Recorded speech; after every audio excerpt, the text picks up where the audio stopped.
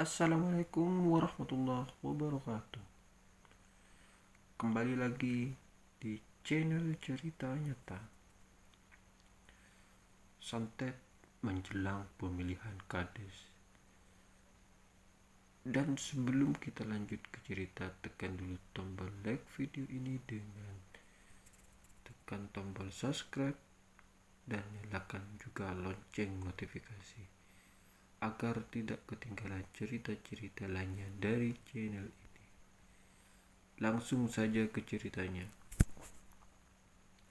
1 bulan menjelang pemilihan kades, para warga sudah mulai heboh dengan berbagai macam gosip yang beredar. Apalagi begitu baliho berisi visi misi dari para kades untuk kemajuan desa tersebut sudah dipajang di setiap jalan. Aku rasa kades selama itu akan terganti dengan yang baru. Apalagi warga sudah pada tahu kelakuannya, dan lagi kalau ada bantuan-bantuan dari pemerintah, pasti yang terlebih dulu dapat keluarganya. Belum lagi yang jadi segala bendahara desa dan lain-lain, itu semua keluarganya. Bahkan anak SMP saja diberikan jabatan di kantor desa. Sungguh tidak adil. Aku lebih baik memilih Hadi, anaknya Lugu yang baru datang dari kota itu. Orangnya baik dan sepertinya jabatan kades memang cocok untuknya. Tapi kita tidak bisa menilai seseorang hanya dari luarnya saja. Memang si Hadi itu kelihatannya baik, tapi menurutku yang paling cocok jadi kades di desa kita ini adalah Pak Kohar. Beliau orang yang telaten, baik budi, dan suka membantu kita. Setiap bulannya selalu menyumbangkan makanan sehat untuk anak-anak di sekolah. Sayangnya beliau tidak mau mencalonkan diri jadi kades. Ujar bapak-bapak yang memakai peci putih polos dan sarung yang terselempang. Yang lain mengangguk menyetujui apa yang dikatakan lelaki itu. Memang pada saat itu ada 4 orang yang mencalonkan jadi kades.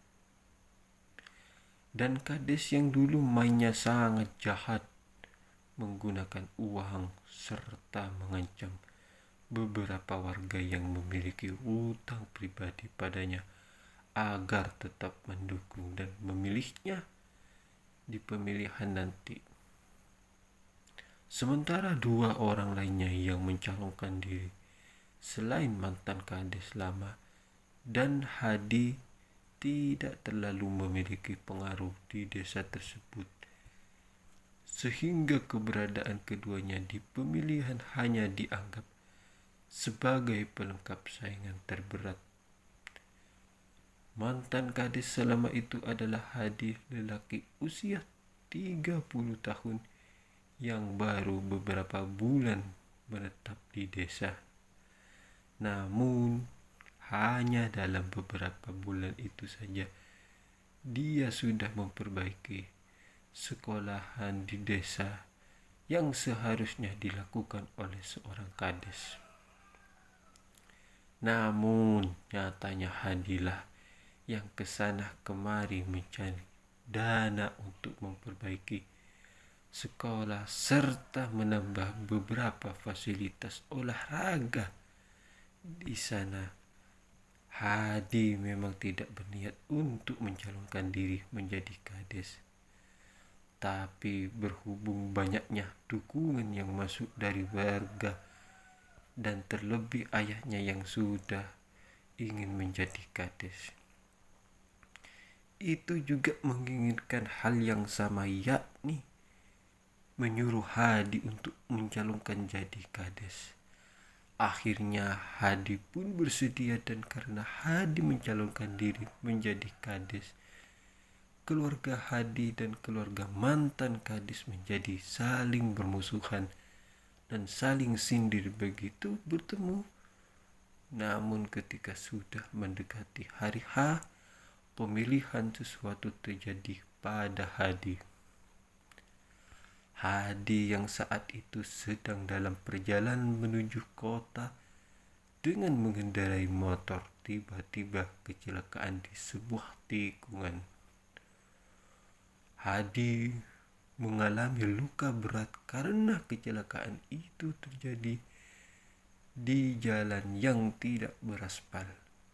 Setelah kecelakaan itu, entah kenapa Hadi merasa kalau akan ada sesuatu yang akan terjadi pada dirinya. Teror dimulai dengan mimpi-mimpi aneh yang dari orang tua Hadi, berlanjut dengan atap rumah yang selalu ditemukan dengan sesuatu. Orang yang tidak diketahui mulai jatuh sakit badannya, terserang demam tinggi, dan kulitnya mulai muncul ruam-ruam yang mirip cacar.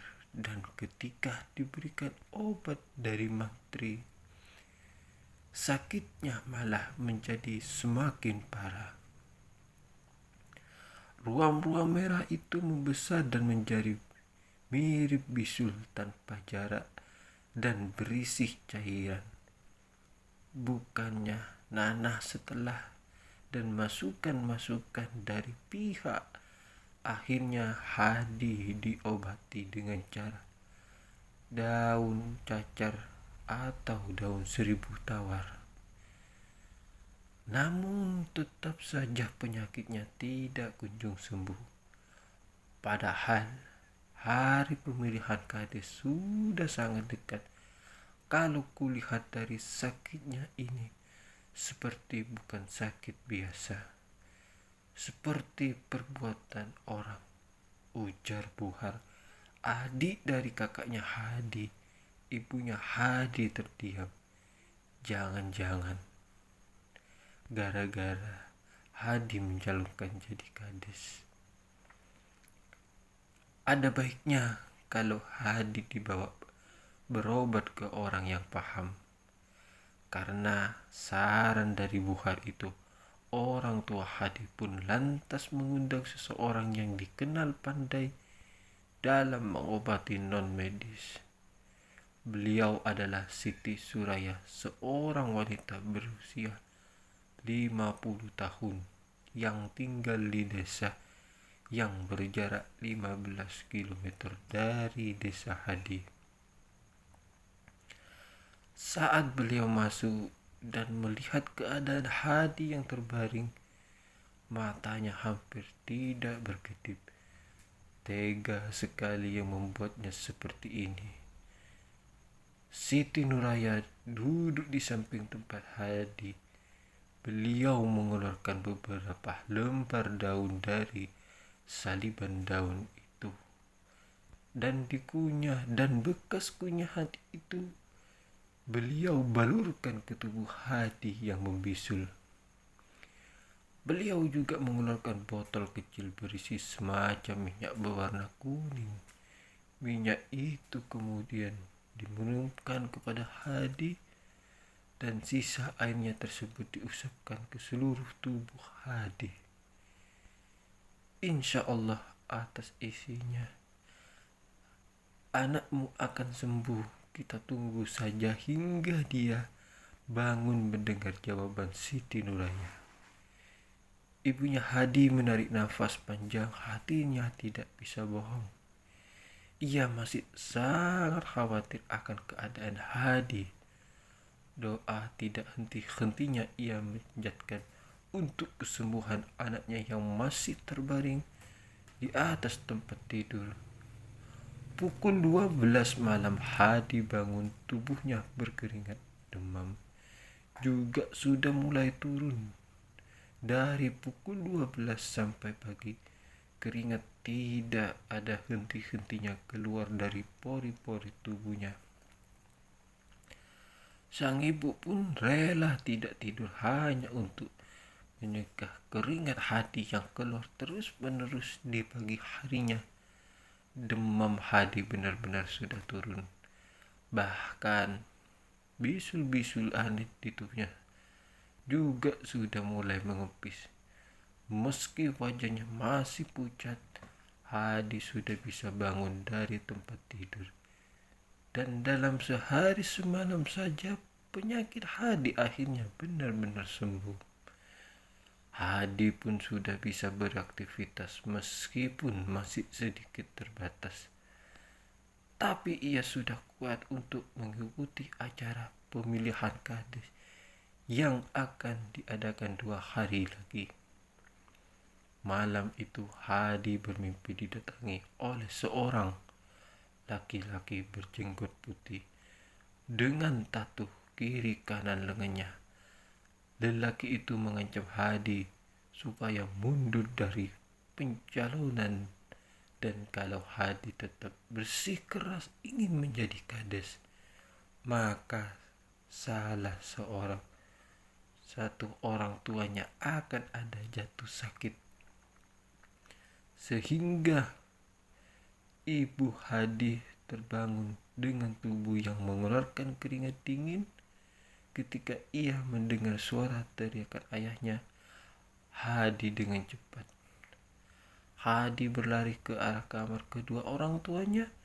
Matanya terbelalak begitu melihat sang ibu yang tidak sadarkan diri berada di pelukan sang ayah.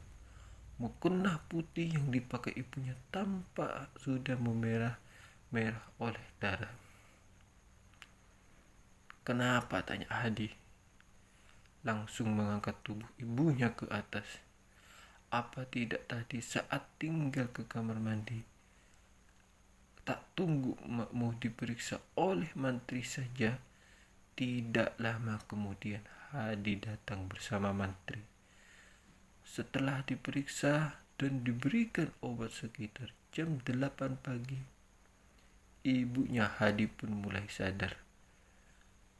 "Syukur alhamdulillah, sudah sadar," ucap Hadi. "Kalau Uma habis umur jaga dan adiknya, dan jangan berhenti untuk terus membantu orang. Jangan hanya karena pulang lebih." Dulu Hadi langsung menyerah dan putus asa.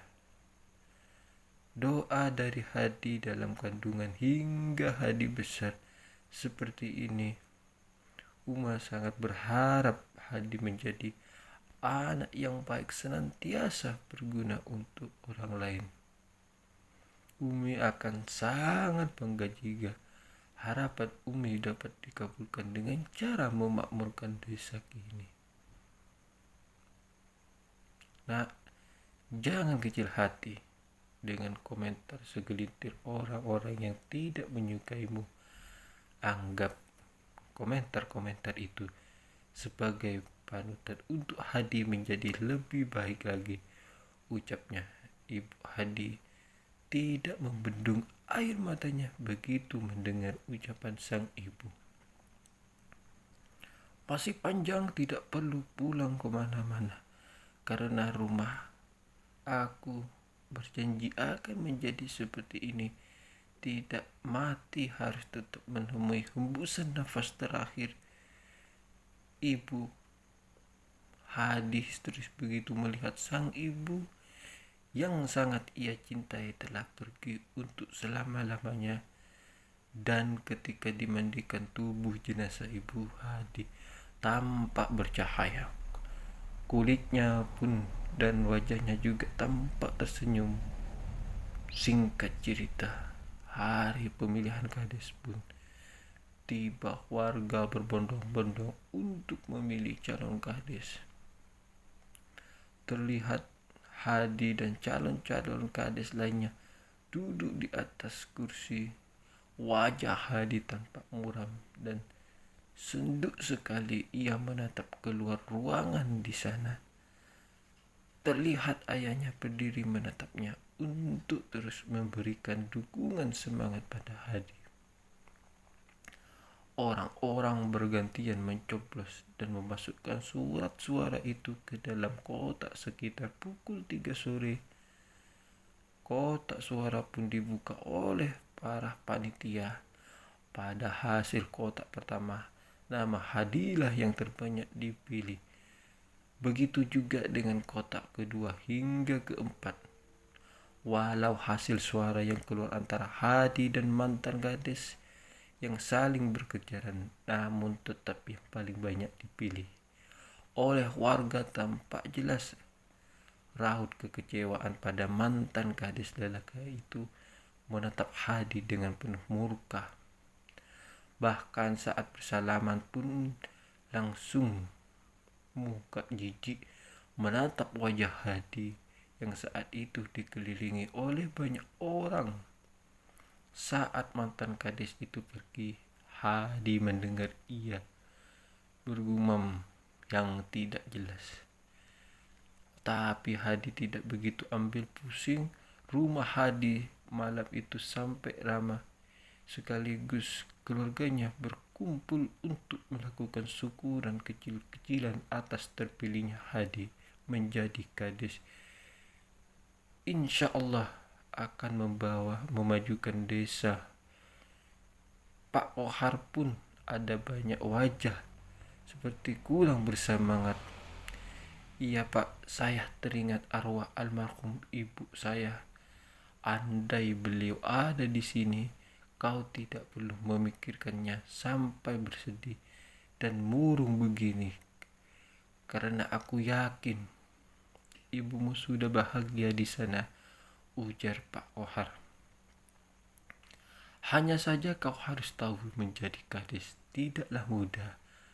Apalagi kalau kau melakukan tugasmu dengan baik dan benar-benar, pasti akan bermunculan oknum-oknum yang membencimu dan berusaha untuk menjatuhkanmu, mau itu pada pekerjaanmu ataupun melalui hal-hal gaib untuk membuat celaka.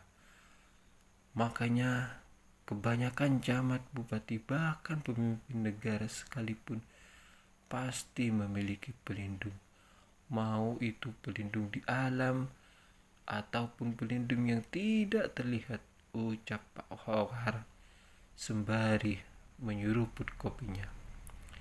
Maksud bapak itu semacam penjaga gaib. Iya, ku dengar dari cerita orang-orang keluargamu mengalami berbagai macam hal yang ganjil. Semenjak kau ikut pilkades, kau rasa musibah yang beruntun itu wajar. Hadi terdiam lalu terpikirkan hal itu. Sekarang orang-orang pandai memang tidak mudah dipercaya dengan hal semacam itu. Tapi dunia yang luas ini tidak mustahil. Hal-hal seperti itu memang benar-benar ada. Hanya saja mereka yang tidak percaya dan belum pernah merasakannya, sehingga mereka bisa berpikiran bahwa hal seperti itu hanyalah tabu belaka. Kau tahu anakku yang bertugas di perbatasan itu pun bila pulang ke rumah pasti dia berkunjung ke tempat-tempat orang pintar seperti kiai dan lain-lain untuk mensyarati tubuhnya. Teman-temannya banyak yang sakit, kena bisa dan lain-lain, tapi anak itu manapun dia berada, dia tidak pernah jatuh sakit. Bahkan musuh pun tunduk padanya. Hadi mendengarkan cerita Pak Kohar. Dengan seksama ia tampak tertarik dengan cerita tersebut. Di mana saya bisa mendapatkan penjaga seperti itu? Pak, kalau memang kau mau, nanti aku akan menemanimu ke tempat orang-orang yang sering didatangi oleh anakku. Hadi berpikir sejenak, lalu kemudian ia mengangguk. Terima kasih banyak, Pak. Saya mau hari ini. Setelahnya Hadi dijemput oleh Pak Kohar. Karena mereka memang sudah ada janji sebelumnya kalau hari itu akan berangkat ke rumah seseorang yang sering didatangi oleh anak Pak Kohar. Saat keluar dari jalanan desa, mereka berperasaan dengan mantan kades saat itu. Hadi tersenyum padanya. Lelaki itu langsung melengos dan membuang muka tidak suka. Sudah sewajarnya ada persaingan, permusuhan, kemenangan dan kekalahan, ujar Pak Kohar. Hadi mengangguk membenarkan perkataan Pak Kohar. Kita sudah sampai di, kata Pak Kohar membuyarkan lamunan Hadi. Oh iya Pak. Hadi menatap ke arah rumah yang mana halamannya dipenuhi oleh anak-anak remaja. Beliau itu guru Hadi. Makanya di setiap harinya pasti banyak anak-anak di sini. Oh, Hadi mengangguk, langkah-langkah terhenti ketika matanya melihat seorang laki-laki, seorang wanita parubaya. Kedua orang parubaya itu menyapa mereka. Kohar, lama tidak jumpa. Sapa si lelaki parubaya langsung menjabat tangannya Pak Kohar. Mereka keakraban, begitu juga Hadi yang sudah mulai nyaman mengobrol dengan mereka. Panggil saja namaku Amang. Dan istriku Ucu, Niar. Menunjuk istrinya yang tengah mengajari pada murid-murid perempuannya. Mereka terdiam untuk beberapa saat. Hadi pun tampak senang melihat anak-anak itu berlatih. Dengan penuh semangat, sebenarnya aku kemari membawa keponakanku untuk meminta syarat diri karena dia ini baru saja memenangkan pilkades. Dan beberapa hari sebelum hari pemilihan, dia dan keluarganya mengalami sesuatu yang janggal, bahkan ibunya sampai meninggal, ujar Pak Kohar. Bisa, tapi kalian harus tunggu dulu sebentar ya, karena aku harus menyelesaikan latihan anak-anak ini dulu. Kalian santai-santailah, beristirahat sembari menungguku, kata Sang Saleh. Mereka mengangguk. Pak Kohar dan Hadi menonton anak-anak yang sedang berlatih. Sesekali mereka tersenyum menatap kelucuan anak-anak tersebut. Coba lawan Ucup, buktikan kalau kita laki-laki tidak akan kalah sama mereka. Perempuan tentang salah satu murid Amang Saleh, karena memang dari tadi murid laki-laki Mang Saleh selalu kalah dengan murid perempuan, sehingga pihak laki-laki diejek lemah oleh anak-anak perempuan. Meski pada awalnya Mang Soleh tidak mau melawan istrinya, namun begitu mendengar seruan penyemangat dari murid-muridnya, akhirnya Mang Soleh pun mau juga melawan istrinya di hadapan murid-murid mereka. Peraduan bela diri itu berlangsung sengit meski keduanya sudah sama-sama parubaya. Tapi keduanya tampak gagah dan sama-sama tidak bisa dikalahkan.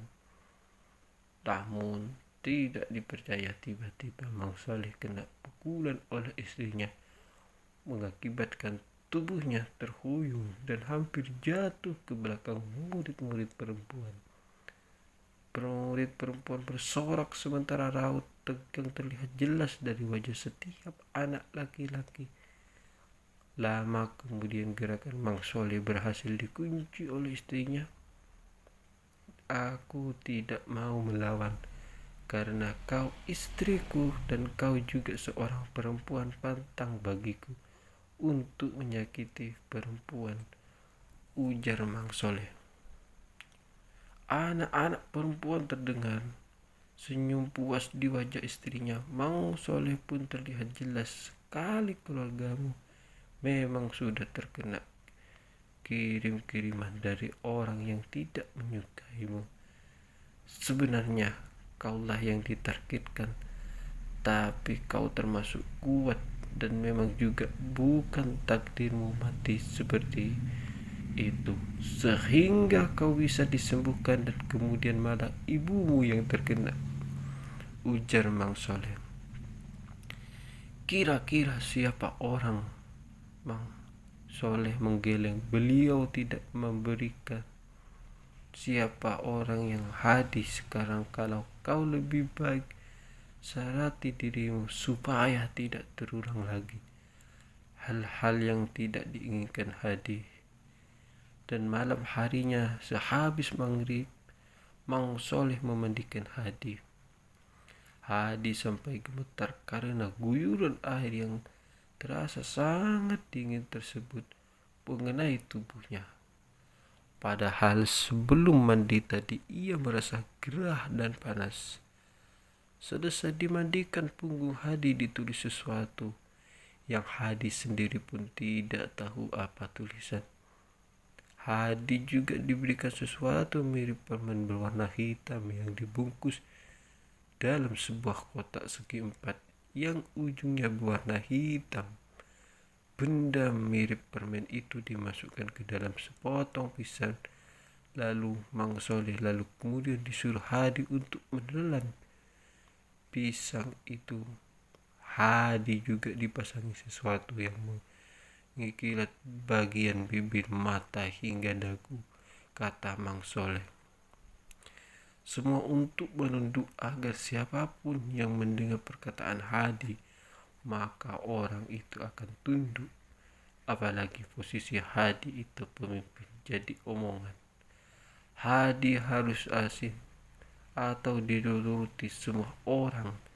Dan untuk rumah serta keluarga Hadi disuruh untuk memberikan sebuah benda mirip kertas di setiap halaman rumah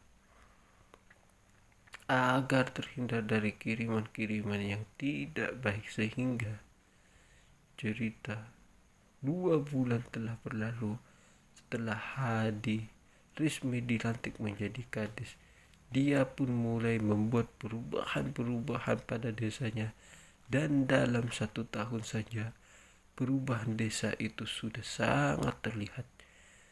Jalan beraspal, sekolah yang sudah rapi karena direnovasi, dan warga desanya tidak pernah luput dari bantuan pemerintah. Setiap ada dana yang masuk di desa, Hadi selalu mengumumkan pada warganya, sehingga warga pun tahu kemana dan habisnya untuk apa saja uang desa tersebut. Banyak yang kagum dan memuji kinerja Hadi. Bahkan orang yang awalnya membenci Hadi kini malah berbalik memujinya, meskipun kadang-kadang masih ada omongan yang tidak enak datang ke keluarga mantan kades sebelumnya terhadap keluarga Hadi. Perubahan di desa benar-benar terasa dan terlihat jelas. Aku yakin saat masa jabatanmu habis, warga pasti akan kembali memilihmu menjadi kades. Karena lihatlah sekarang tersenyum wargamu nampak jelas menggambarkan kebahagiaan. Aku benar-benar bangga padamu. Kau benar pemimpin yang dicari selama ini, puji Pak Kohar. Hadi pun tersenyum mendengar pujian dari Pak Kohar. Sebenarnya Bapak mau mencalonkan diri menjadi kades, maka pasti Bapaklah yang akan memenangkan pilkades, ujar Hadi. Sayangnya aku tidak berminat di otak orang tuaku ini terlalu lemah untuk memikirkan desa menjadi baik. Karena di masa-masa tuaku ini Aku hanya ingin hidup tenang dan berbuat baik sebisaku. Dan semenjak hadir resmi menjadi kades, ia tidak pernah lagi mengalami hal-hal janggal seperti sebelumnya. Mungkin juga hal-hal janggal itu tidak muncul lagi karena tubuh Hadi sudah disyarati